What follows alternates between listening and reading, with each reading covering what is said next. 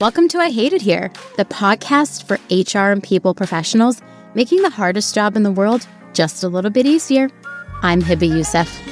What I know to be true is that the way corporate America leads teams doesn't work. It doesn't work. It sets people up to either doubt themselves or to doubt the world. And that is a side effect of capitalism. Because capitalism benefits from a bunch of people who are too scared to run. Managing people shouldn't feel like you're juggling while you're blindfolded. Lattice can help as your all-in-one HR platform that scales with your business and keeps everyone happy. It's the best of both worlds, stellar people programs and a modern HRIS all-in-one. With Lattice, you can really have it all. No trade-offs, no regrets. Multi-state compliance is a nightmare, but 650 makes it easy. Get instant questions to employment law questions, generate a compliant multi-state handbook in minutes, and stay ahead of changing laws with automated updates. Visit sixfifty.com to learn more. That's 650.com. Another week, another episode. I'm Hibba, your resident hater, and I am here to bring you a dang good time.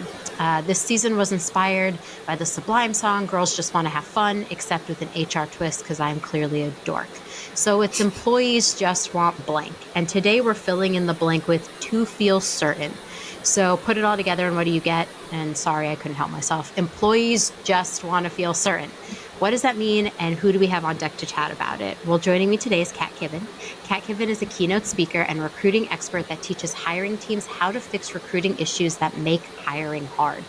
As a founder of 3 Ears Media, they train teams to deliver human-centered hiring solutions that reduce time to fill and improve quality of hire. Named a LinkedIn top voice on hiring, Kat has been featured in major outlets like the New York Times, Wall Street Journal, and they bring an experience working with companies from Fortune 100s to small businesses. Based in Rockford, Illinois, Kat is also the author of This Was All an Accident, a collection of lessons learned from a year of van life. Kat, welcome. I am so excited to be here. Longtime fan. It's so good to be here, and especially to talk about something that's like a little outside of my normal wheelhouse. Mm-hmm. But you've lived it all. The van life I followed. When you started posting about van life, I was like, oh, I want to do this. Van life was one of those things that I knew I needed to do, but I didn't get what the lesson was until I was done. And so van life started 3 years ago. And ultimately, the lesson is like what I'm here to talk about, which is how to live through uncertainty, because I think that's what everybody wants right now, is to feel a little bit of confidence in the chaos. Yeah. But everyone being like, we're in unprecedented times. And I keep making the joke, I would love precedented times. I'm done with unprecedented. I want normal times.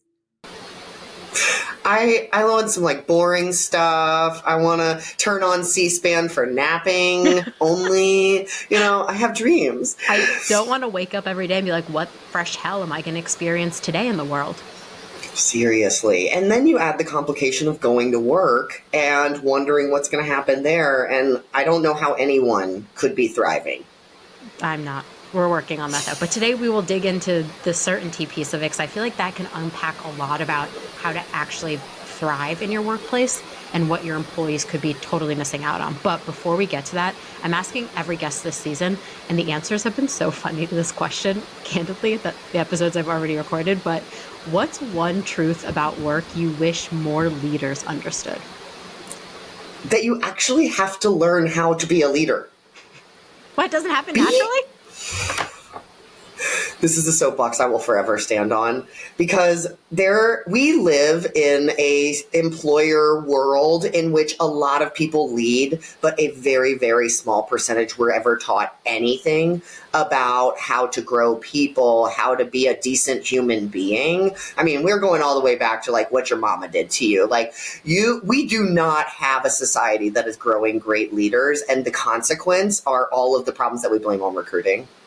Oh, that is such a hot take, because I mean, it's very true. I always joke, you don't just wake up and suddenly become this magnificent leader. There's years of work.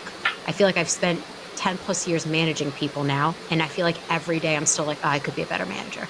Oh, I could be a Thank better you. leader. Or I could keep trying. And the worst part of that formula is the thing that we give the largest weight is being good at your job, and being good at your job and being a leader are not correlated in any way towards success. No. And also, we have a lot of really bad leaders in this world. So, Well, and bad leaders ruin your ability to do the work. And so it's just this like really fucked up cycle where we keep running in circles, and then we point fingers at each other. And a lot of times I find myself in these conversations when people are just trying to figure out who to blame. And I'm like, no, you got hurt. Somebody hurt you. that phrase, hurt people, I think about that phrase at least once a week. Because when someone's being mean to someone, I'm like, what are you doing? Like, are you well? Like, you're clearly not. And then you're taking it out on all of us. And I don't think that's like preferred. It's not for me.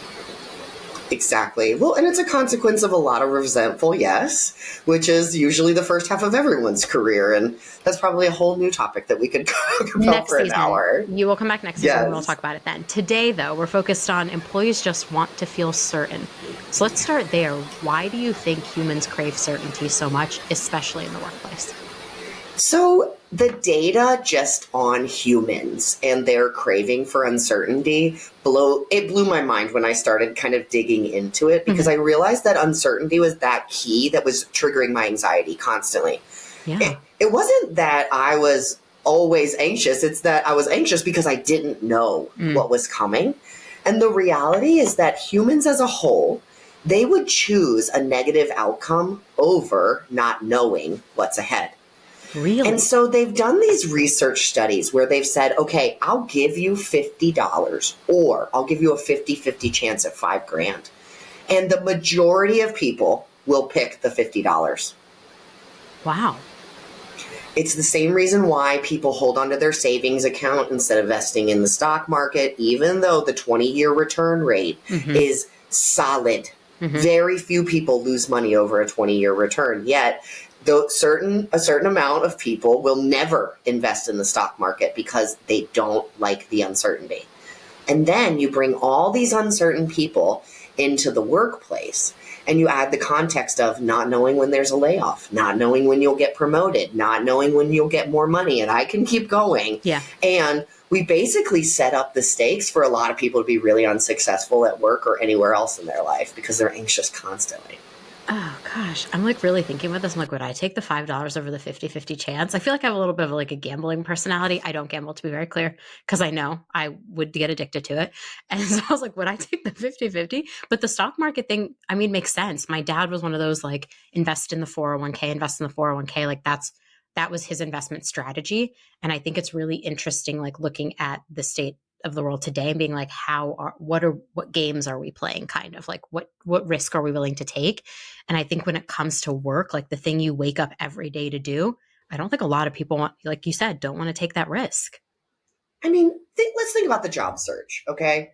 Whenever I tell people about the job search, I always ask them to remember that feeling of opening up the internet and typing in your job title and hitting enter. Yeah. And the gap between the moment when you say, I don't know if I like this job, and I'm willing to look for something else is a lot bigger than anyone talks about. Because, if you're at a job that's somewhat reliable, where you get paid enough money to live, and you don't hate it like deeply in your gut, you're not going. Not unless the opportunity comes to you. Yeah. And I think it holds so many of us in place, this fear of, well, that known unknown, or the unknown known. I don't even know, right? Like it's the layers of known and unknown sandwiched together. And ultimately what I've seen over and over again, and I speak for myself and a lot of friends, where it has to become a living hell before you're willing to take a risk. Yeah. And that means that we have people getting progressively more scared, more fearful as they go up in their career. And again, not a formula for the best leadership in the world. No, but like, have you ever had a leader who made you feel safe and certain? Like even when things were unclear? I was so lucky that actually one of my first great managers. So backstory here is I went to college. I got a really awful job right out of school. I was a tutor at a Kaplan tutoring center. Okay. And it was an awful job because you worked from 10 to 8. Tuesday through Saturday, Oh my God. and they paid not enough money to live in the DC area. I had to live with my parents. It was not a good time. Slept on my brother's couch for 6 months in DC. I get it.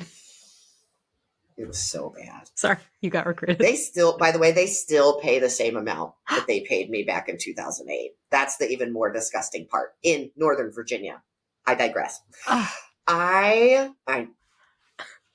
right. for another But day. my second job was at a HR technology startup, and my manager hired one of the early VPs of marketing from Netflix.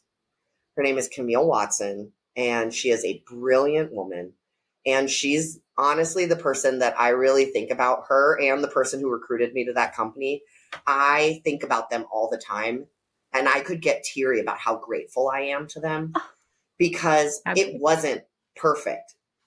But they created this model in which they noticed all of us, they noticed our talents and allowed us to gradually navigate toward great opportunity.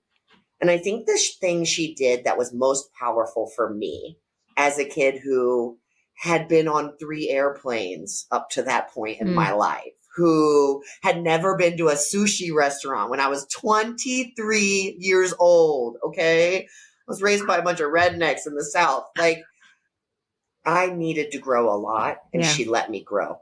And when things went wrong, when they did start laying off people and we ran out of money, she didn't hide that yellow envelope from us. She brought it into the room and she explained to us how layoffs work instead of that constant hiding. And she set a tone for me as a leader that I would always be uncomfortably honest with my team, mostly when the bad things happen, instead of over-promising the good and only talking about good, thinking that would help me build trust. Yeah. Maybe that's why I feel like I relate so much to your content. Maybe I feel like I knew that deeply about you because I feel the same way. Like you can't build trust and assuage people's fear with false positivities. And I think that that lesson, you learning it so early, I feel like I also learned it from a very early boss, probably a bit to the hard side where he was very direct and transparent in ways that almost made me a little too uncomfortable. But it's something I've tried to carry into my leadership in other areas as well, as you can, when some things aren't clear, you can still be honest that you don't know too. I think that's the other piece is a lot of leaders think oh, I'll fake it till I make it. And it's no, people can see right through that. Yes. I think the 3 most powerful words in leadership are I don't know. Then why are people people don't like doing that though? What do you think stops people from doing that? Well, because we live in a society where we want certainty. We crave certainty. And so when someone implies that they don't know, I think we're coached from a very early age to say, if you don't know, I shouldn't trust you. And those 2 things, and allowing to sit in what I call the messy middle, is something that you either have to have a lot of therapy or really, really emotionally intelligent parents to be able to instill that in a child, let alone a teenager who is navigating this world, let alone a 20-year-old who's making a decision they think will navigate their entire life, right? We want to know, and we reject not knowing, even though we know that it is a mandate, ultimately. Okay, so you talked about somebody who made you feel safe and certain. How do you lead when you don't have all the answers? It's really hard because I grew up in a military family, okay? And I add that context because I don't even think we realize how much having rigidity, structure, and a military-like upbringing impacts how you show up as an adult. I mean, as I'm starting to unwind it, it goes down to my hair and what I wear when I show up to things and how I think I'm supposed to look, all the way down to what I think I'm supposed to do, which is when you're a leader, you should have all the instructions. You should have all the answers.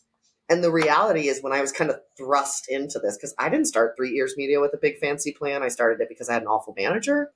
I almost instantly needed support. I bring on people who are really junior, who didn't always know how to lead themselves. And honestly, I think my leadership approach is a lot like we fuck around and find out around here because what I know to be true is that the way corporate America leads teams doesn't work. It doesn't work. It sets people up to either doubt themselves or to doubt the world. And that is a side effect of capitalism. Because capitalism benefits from a bunch of people who are too scared to run. And so what I try to do with my team is show them the moments when I'm wiping off my shoulders, my elbows, because I just bit it really, really hard.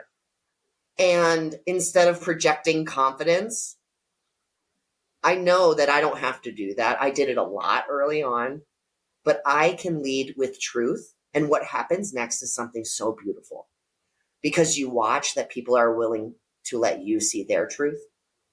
And what they create from that place is so much greater than any instruction I could provide, even if I was the smartest person in the whole world, which I'm not.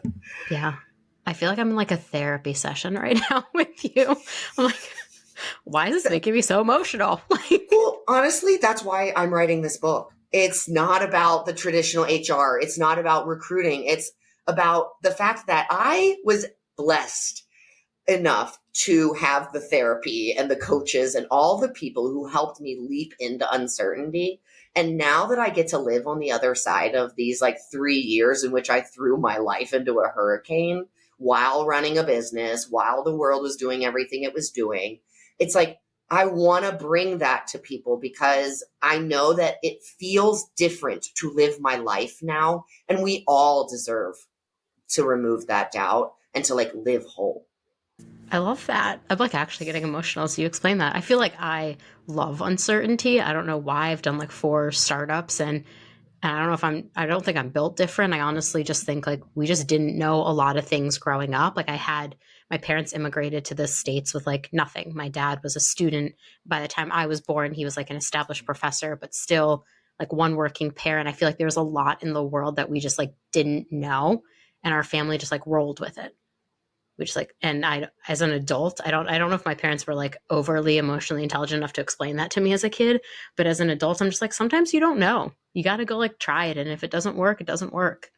And like the times I feel like I have tried to like seek certainty, I almost feel like I'm disappointed by the outcome sometimes because I'm like not seeking it for the right reasons, or it wasn't even what I really wanted. That part. I think so often we set our eyes on this vision of what we're going to be, and it is a failure in leadership to attach yourself to an ending instead of attaching yourself to the next best step. Whether you're developing people, whether right, and it's interesting to hear you say that. I've also always felt like really connected to your content, but for me, it's probably like an attraction to this oppositeness because I was taught to bet on reliable. So my grandmother immigrated here and she was a single parent during the 70s when women couldn't even have bank accounts. She had 3 children and a drunk ex-husband who paid nothing into their household. And so we were conditioned to bet on certainty. My mother joined the military during the 80s because it was the most reliable job she could get. I remember the day that I decided I was going to quit my job and start 3 Years Media. She was actually very sick at the time, and I was at her house caregiving for her. And my manager screamed things at me that were completely inappropriate, told me that I had no talent as a writer Oh, and I should not be on his team with a witness, by the way. So, he wasn't even embarrassed about it. ew. And I remember, I will never forget as long as I live, hanging up that phone, crying. I mean, the deep grief of realizing that you can't do this anymore, marching into my mom's living room where she is perched with her hands on pillows because she had just had surgery on both of her hands. She has a very severe case of rheumatoid arthritis. She's watching The Real Housewives. And I say, I'm quitting that job and I'm starting a company. And she said, no, you're not. And I said, yes, I fucking am. You said watch me. I literally 2 weeks from that Monday, I started my business. Yeah, the breaking point, I don't know. Sometimes when you get to that breaking point, you're like, I don't care what comes next. It has to be better than this. I have been there so many times Exactly. where I'm like, I am not going to be screamed at again. Anything would be better than this. Yep. And your willingness to pursue that uncertainty probably gave you a little bit of a gap where you didn't get to the point where I did, where I literally did everything to start a company in 2 weeks. I didn't have any clients. I didn't have a company name. I didn't have a website. I didn't even know what I was going to do, but I sure as hell was not going to work for that man anymore. Yeah, I can't believe he screamed at you with witnesses. How bold. Like, what is wrong But with you? he was the perfect example of someone who was promoted because he was good at his job. And I was attracted to the role because he was good at his job, right? He was a salesperson. How do we stop doing that? Like in HR, I just did a panel at Transform where I literally said that. I said, like, not everyone has to be a manager, but like, we can't just falsely promote these people because they end up doing so much harm to our organization. And we as HR should speak up and be like, no, I think so and so is just a good seller. I think so and so is just a good individual contributor. And we should carve that path instead of doing harm to all our employees. Seriously. So I have two thoughts on this. Number one, there are kind of two things that I think we need to do IQ tests on, and neither of them have to do with like general intelligence, which is how we pre-screen most people.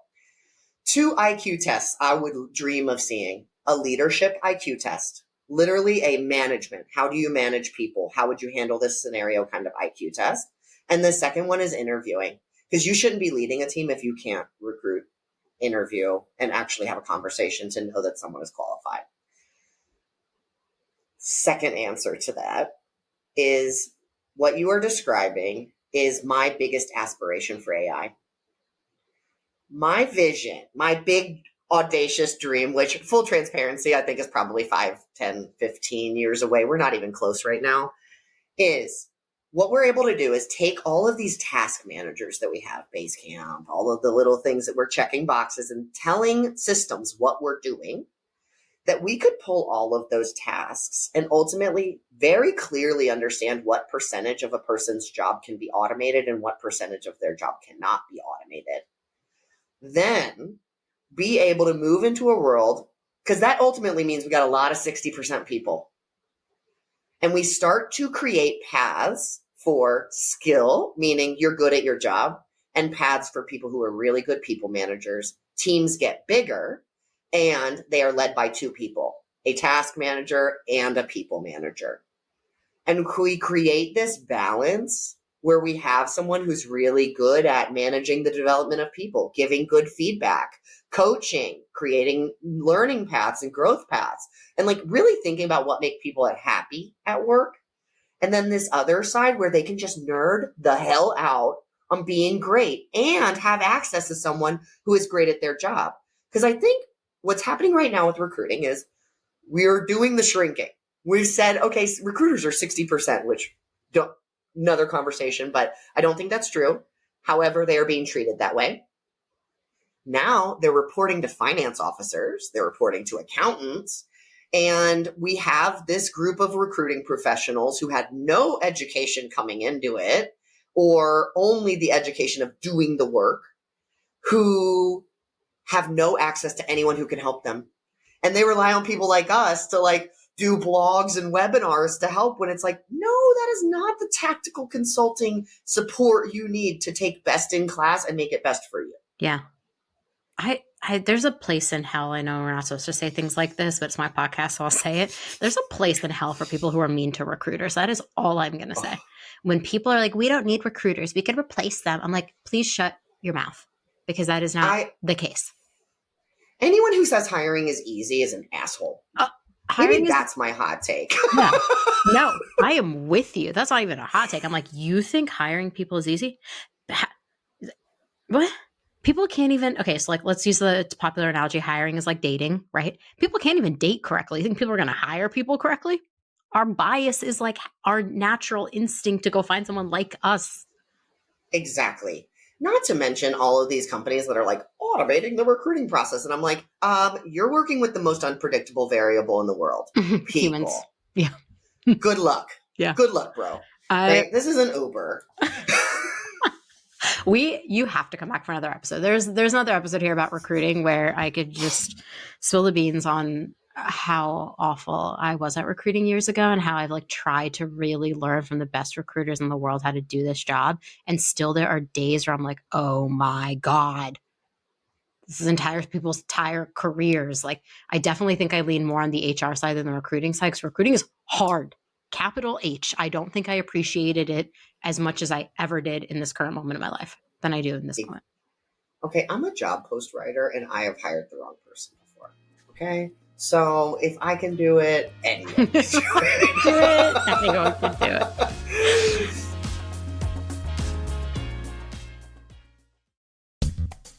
We've all had those head scratcher moments like, why did our star player just bail? Or who messed up payroll again? Yeah, those could have been dodged with a little help from Lattice. It's the all-in-one HR platform designed to power performance and stop HR regrets in their tracks. No need to sacrifice a solid tech stack for top-notch people programs. With Lattice, you get both. Ready to leave those regrets in the dust? Check out Lattice at lattice.com/no regrets. Swing by lattice.com/no regrets. Is it just me, or does multi-state HR compliance feel impossible to keep up with? 650 is here to help.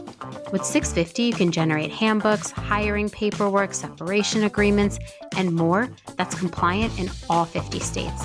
As laws change, your documents update automatically. Consider it your secret weapon for staying compliant without losing your mind. And with 650 AI, you can ask employment law questions in your own words and get quick, reliable answers without all the legalese. No more hunting down state law information, no more outdated policies, just peace of mind. Visit 650, SIXFIFTY.com to see why HR teams love 650. That's 650.com. Okay, let's get back to our clarity because I want to give people like something to think about as they're thinking about like day-to-day leadership. What does creating clarity actually look like in the day-to-day moments of leadership?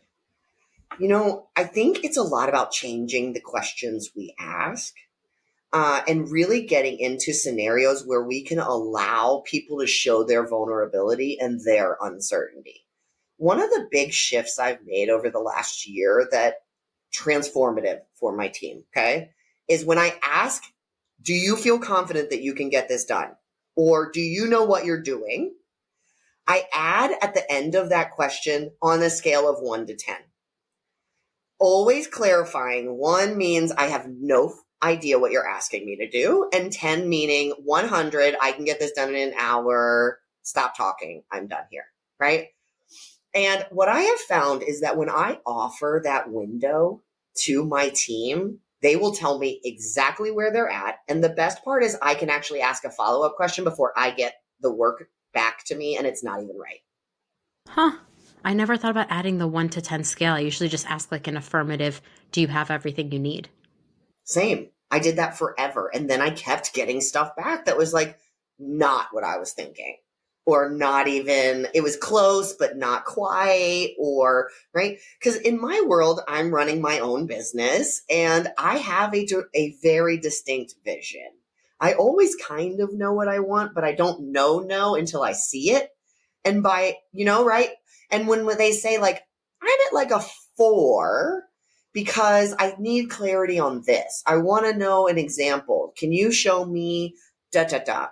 And it just creates that space where I kind of know I'm going to get something half baked or I'm going to get something pretty close to done. And the follow up there too helps get us closer, which is I can say, all right, you're at a 4. What can I do to get you to a 5? Yeah, and you can actually manage. And it's so interesting because I was like, wouldn't the employees just like overinflate their score for like fear? But like you've clearly built trust with your team because they're not overinflating the scores. That's like where my mind first went. I was like, oh my God, I bet you there's someone out there that's like 10, 10 every time they're saying 10 and then they're delivering to you something that's like not 10. But clearly you've like set those expectations with them correctly and given them clarity because they trust you enough to say, I'm at a 4, I'm at a 5. Because I tell them when I screw it up. Yeah. There's never a time in which we have to wonder who's to blame. I am to blame if something goes wrong. Yeah.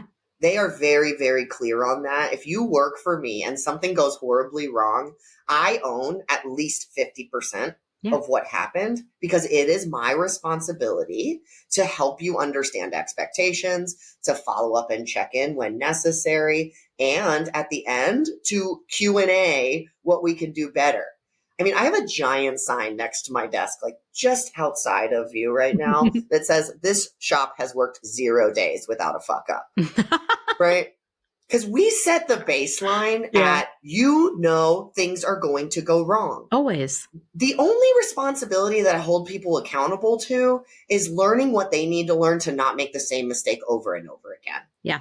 And in van life, I had to learn how to patch a tire because it seemed like there was a magnet on my tires for screws.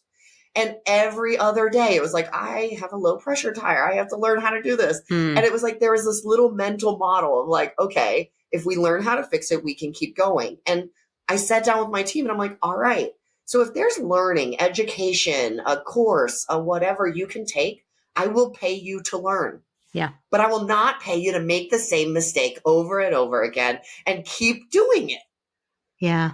That's such a good point. Like it's so interesting watching people make mistakes in the workplace, how they take accountability. You can tell a lot from a person on how they take accountability for a mistake. If they're scared to, clearly they've worked in like a fear operated system.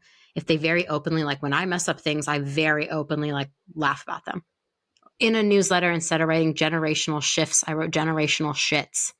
I literally told the entire team, I was like, whoops, made the funniest typo this today. But it's like simple things like that. I'm like, life, I don't know. I've had some really toxic, terrible managers. So like life is too short to like make people scared to make mistakes. You want people to make them, but like over and over again, no. But to make them and admit they made them once, yes. And that is such a balance to work on because of what you just said. Every person I hire has had a toxic manager. I don't know that anybody has made it out of corporate alive without somebody beating them down so hard. We need like a support group for it. I don't know a single person in my life either who has not had one awful manager. Back to our original point, everyone shouldn't be a manager, and this is why, because we can't even name anybody who hasn't had a toxic manager. And don't you think, like, why is there not a fire lit under our asses about how we improve our ability and every single person in our company's ability to manage uncertainty? And what I found, and when I started working on this, I was kind of talking to some of my clients and I was like, maybe we could do a workshop and whatever. Yeah. And what I found is a lot of these organizations are not willing to say, I am taking you into uncertainty. They think being an employer of choice or the great place to work means I make a promise to you that you'll have a job forever. And we both pretend that I can promise you that. And that we're leading you confidently into the future. But that's so unrealistic. Maybe I'm just this way because I've worked at 4 startups, truly. Like I've just gotten used to it being a shit show no matter what. But I'm also just like, when you are honest and authentic with people and you don't set them up with these unrealistic expectations and you make it clear that like there are things we could be uncertain about here, but we're all going to work on it together. Don't you think the employees then can actually do better work? Because literally we're taking up our brain wondering what the hell is going to happen. Like if you've ever been woken up at 3:00 in the morning with anxiety, you know what I'm talking about, where it's like, you can't sleep because you're thinking. Oh yeah. You can't work, create, do your best work if you're thinking too hard about stuff you cannot control that your manager isn't willing to communicate to you. Yeah. I mean, okay, look, I talk about communication a lot. Like probably too much. Honestly, in another life, maybe I was like a head of comms for a global company because it's just now become a soapbox I'm on because I have this like theory that like we're all bad at communicating. Like the attention is so low right now because we're thrown in a million different directions. It's really hard. But when we're talking about uncertainty, you cannot forget that communication piece. Can we talk about like a time where you saw communication, either good or bad, actually shape how the team handled that uncertainty? 100%. Actually, the manager who forced me into being an entrepreneur is the perfect example. Hate that guy. because months before this, right, this little like build up moment started probably in September, Ooh. and I didn't start my company until February. So I had a full Wow. 6 months of hell. Oh God. And the day that I noticed it was when we were in a group meeting. And mind you, I'm working at a global, huge company at the time, and I'm on a creative team. And so I am a technical copywriter for employer branding. That was like my official job title at the time. And I worked side by side with a graphic designer who is one of the most talented graphic designers I've worked with in my entire life. Okay. And we're doing employer brand for a company you would definitely know the name of. And we're coming up with our concepts. They make sneakers. I'll leave it at that. And we were working on this design. And if you're thinking of the same sneaker company as I am, they are amazing copywriters. They are incredible designers. We all remember, and we know to just do it. So we're working on the design, and he starts to give feedback, and I'm noticing a tone shift. And then he just gets nasty with this designer over something that's like not worth getting crappy over. It's like change the green to yellow, or you know what I mean? Like it was simple instructions, and I followed up afterwards. And I asked the designer, like, is this a thing? like is this a all the time energy? Because I hadn't really experienced. I was new to the team. That's right. I like hadn't really seen what was going. And he was like, oh yeah, he'll pick his target and he just goes for it. Why? Like, I could not imagine waking up one day and just like being a dick to people. Probably because there's a lot to unpack here. Probably because I haven't been given the privilege in my life to be an asshole. But also maybe the choice of I don't want to be an asshole. Like, Yeah. actively want to be a good person. And what was happening is the manager was being put under pressure to sell projects. It was the first employer brand division in a global staffing firm, and he was under a lot of pressure to hit these numbers. And he thought if we worked through this project faster, we would be able to take on this new one and all of these things. And instead of just communicating with us, hey, we need to keep this project on timeline, here's what I need, et cetera, he took out his frustration on everyone. And it just became this constant circle where everyone was scared, and it slowed them down, right? And ultimately that team doesn't exist anymore, or it does now with a completely different leader and a completely different team, because he was ultimately unsuccessful because not only could he not communicate with us, but he couldn't communicate with his clients confidently or truthfully. And you and I both know you can always sense when someone is frustrated or annoyed. Yeah. Like very few people can contain that energy.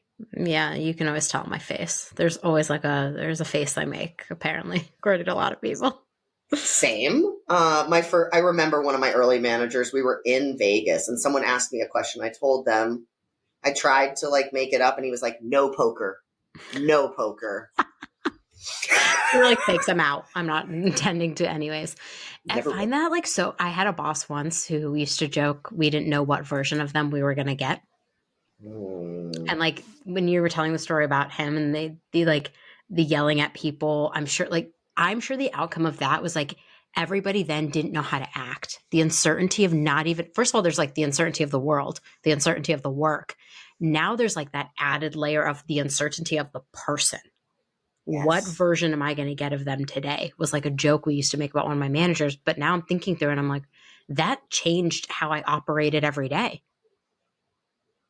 And that is a form of uncertainty I don't think anyone should have to live through, to be honest. It sucks.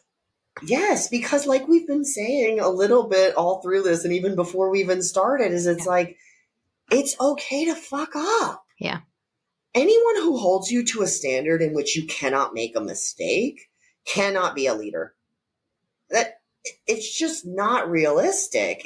And not to mention, at the time we were working on these reports that were like 60 to 80 pages while we're doing candidate experience audits and analysis. And if you think you're going to get 80 slides with very detailed charts on them with not a one mistake, come on. It's just unrealistic. That's wild. I'm glad you got out. 6 months though, that's enough to need therapy after that. Deeply. Honestly, when I first got into this business, I remember I wrote on a whiteboard, your best is good enough.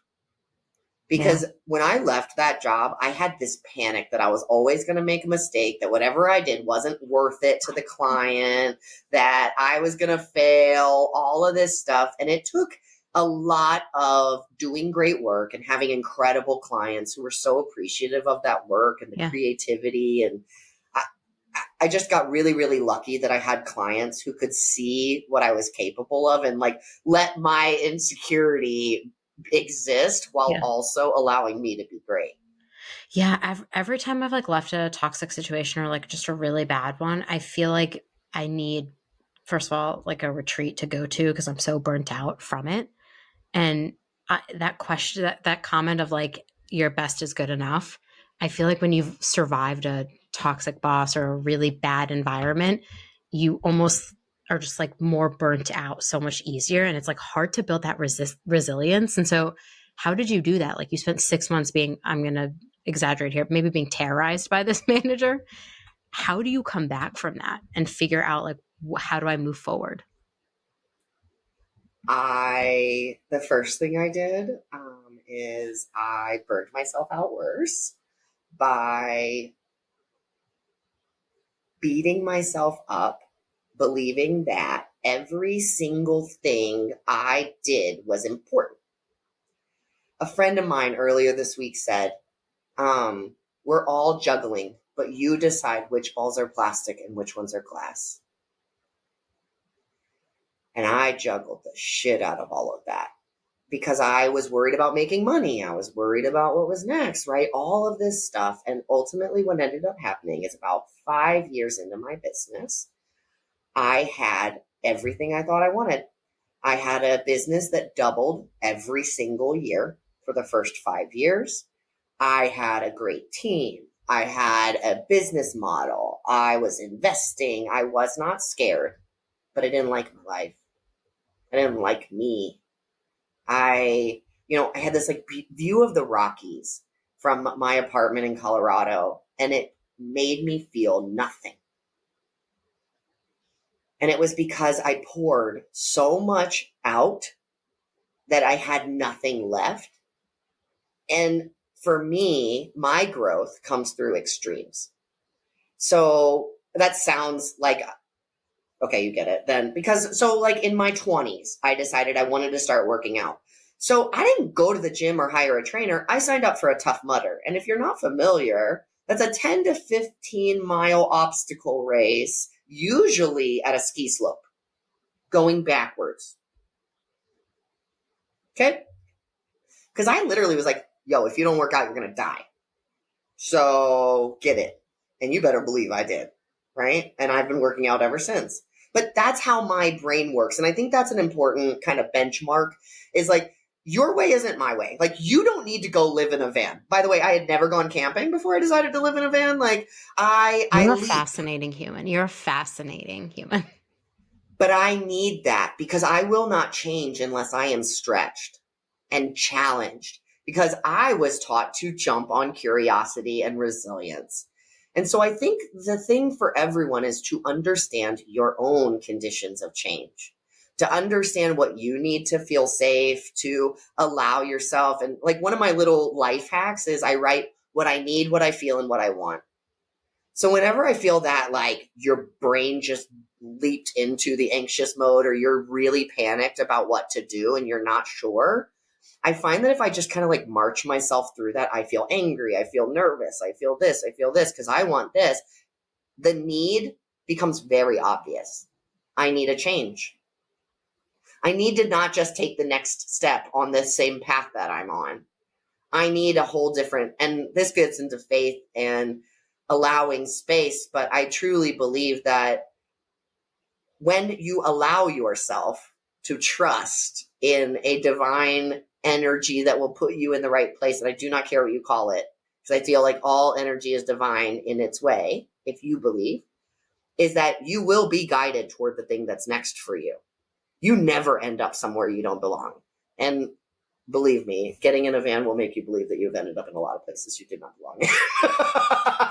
I love I mean, the energy and the manifestation is like so real. You're right. I don't care what you call it. I think it does, like when you're thinking about it in the broader scheme of life, I think it does contribute to like, what path should I be on and where do I want to go and how do I get there? And I think you hit on a very real point of like your appetite for something could be so different from like your team, your company, your leader's appetite for something. And I think that's something that's just like genuinely lost in the world of working, is like how you operate is going to be your default. That is nobody else's default. And so, like, I have a high risk for uncertainty. You have a high risk for uncertainty. My team might not have a high risk for uncertainty. They might want context on every single thing and why. And I think when we like talk about employees, we have to remember that employees, especially like not just HR leaders, employees especially are like watching a very scary world, in the world of like what is happening. Layoffs are still like, they're watching all of that and they're scared and they want certainty at work.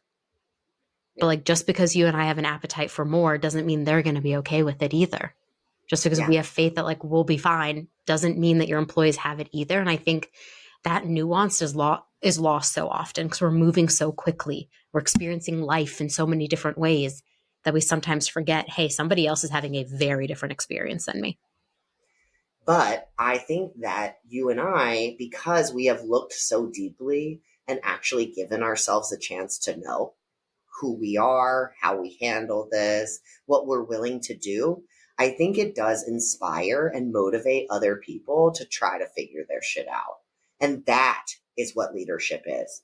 It's not fixing it. It's not always figuring out the finish line. I think sometimes it's going backwards, sideways, in whatever direction you need to allow people to simply move. Because the most dangerous thing that we do is allow people to become stale and sit there and sit in their panic. And what happens next is the burnout. Yeah, but there's a whole other episode we have to do on resilience and burnout because we could talk about that forever. Resilience is built from really hard moments. There's like a book behind me. I think it's like The 5 Habits of Highly Resilient People, and the author makes it very clear. She's a doctor. Like you're not just born with resilience. You have to experience some really hard stuff, some really bad things, and then you end up building your resilience. And so I think like you've had a toxic manager, I've had a toxic manager. I'm like that sucked. To be clear, I had to go to a lot of therapy to get over that. But it also, I think, like really built me up in moments where I look around and I'm like, oh, I forget that not everybody has gone through the same things I've gone through to get to where Yep. I am. And like, I've been asking myself the question since I was like 13, like, who am I? I was like that existential teenager, like trying to like write in her journal, like, who am I? Here are all the things I'm going to be someday. Like, right? Yep. And Right. I think it helped me be a leader. I just think a lot of our leaders don't ask themselves those questions and are put in leadership positions because they're respected or they fit a certain profile. So they're given these jobs and they've never had to ask themselves, who am I? Exactly. Because a bunch of people thought that the opposite of uncertainty is certainty, and it's not. It is trust. Dang, that is so good. That's a mic drop moment. Minda Harts, who I love, is writing a book about trust in the workplace. And I can't wait to see what is going to be said about uncertainty too, because I think that relationship is so interesting to me. Yeah. And And we've it's a made a must have, but never a must taught, never a must educated, a must trained, but oh, highly influential teams have trust. yeah, absolutely. Okay, I love ending episodes on like advice and the future. Just a little advice moment.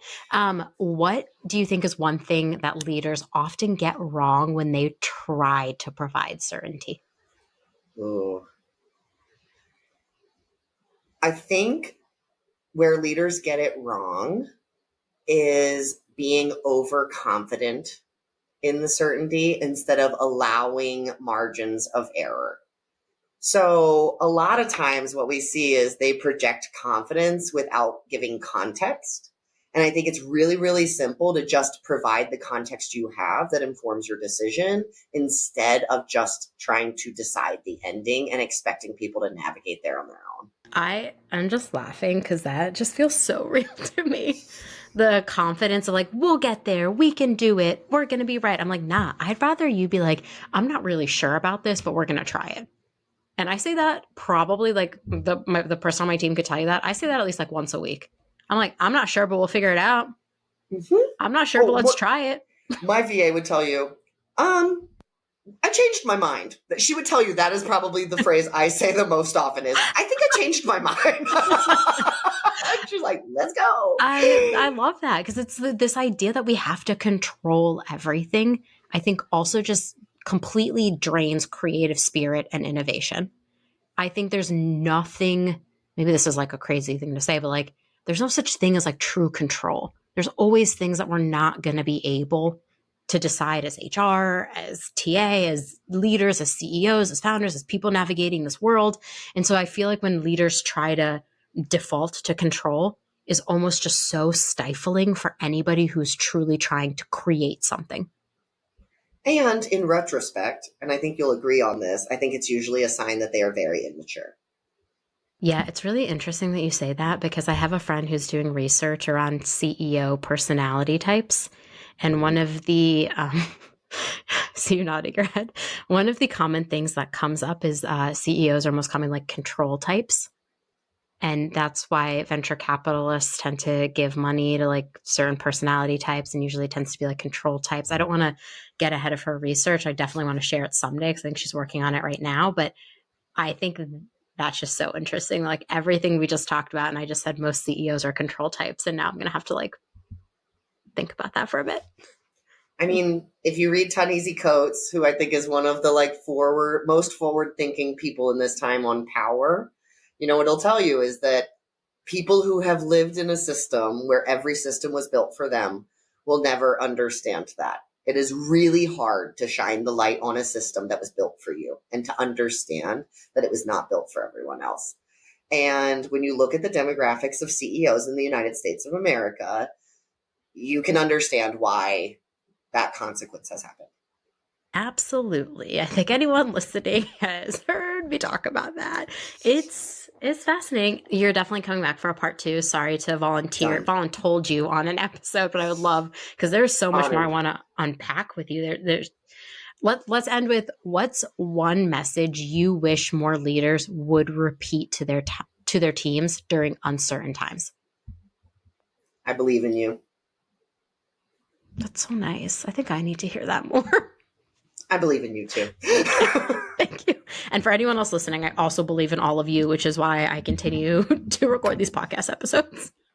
That's why I will never stop writing a newsletter, because I have a lot of feelings and I really believe in HR. I believe in you is a really good one. It's code for I love you. And it might get weird if you say I love you, but I think we need to talk about love more at work, because at the core of great leadership is great love. That is so beautiful. And sometimes I end Zoom calls with, bye, gotta go, love you. And then afterwards I'm like, ooh, I just told like 3 employees I love them. Like, I don't think I should be doing that as our head of HR. But it's fun. I'm like, yeah, I love you. I love all of you. It gets at the source. Like, again, we're humans. We need each other. Yeah. Also, like, love is like abundant. You have so much of it to give. It's like an endless resource. Just give it. I love all of you. Exactly. If you're listening to this, I love you. Maybe don't tell anyone I said that on this podcast. Anyway, I have had so much fun with you today. I definitely see a part 2 in our future. Have just been such a big fan of yours on the internet. Everything you post. I remember when you did van life, I was like, holy shit, I want to do van life. And I'm just really grateful to like be anywhere in your orbit and in your world. For everyone listening, I always link to your LinkedIn wherever you want to send anyone. But if someone listening is like, I must talk to them, how do they get in touch with you? Yeah. So just go to 3, like the number, ears, like the ones on your head, media.com. And you can book a meeting or just shoot me a note and let me know what you think. I love it. The ears, like on the ones on your head, made me laugh. There's 3 E's in 3 ears. So when you start typing it, you get to the E, and you're like, wait, did I spell this right? So this is so fun. Thank you so much for spending time with me today. Thank you for having me. Of course. Thanks for tuning in. Keep up with all the latest HR resources by subscribing on Apple, Spotify, Google, or wherever you listen. And if you love I Hate It Here, tell an HR friend. I'll see you next time.